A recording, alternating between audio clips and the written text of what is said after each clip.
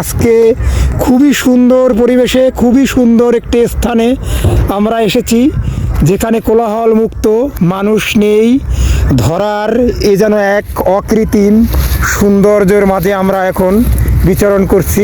রবীন্দ্রনাথের লেখা যেদিন চৈতন্য মোর কবিতার দুটি পংক্তি মনে পড়ে গেল।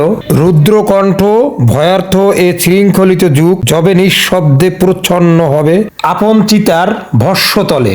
আজ যখন পশ্চিম দিগন্তে প্রদেশ কাল অশুভ ধ্বনিতে ঘোষণা করল দিনের অন্তিম কাল। এক অরুণ অস্তমিত হচ্ছে, কি কষ্টে সে লাল হয়ে গেছে দিনের চিতার মতো। আরা করুন এখানে বসে ফুলগুলোকে পাড়াচ্ছে, এই ফুলগুলোকে মারিয়ে যাচ্ছে, আবার সে একটি একটি করে ধরেও দেখছে। এক অরুণ ফুল পাড়িয়ে যাচ্ছে, আবার দেখুন আরা করুণ কান্না করে অস্তমিত হয়ে যাচ্ছে।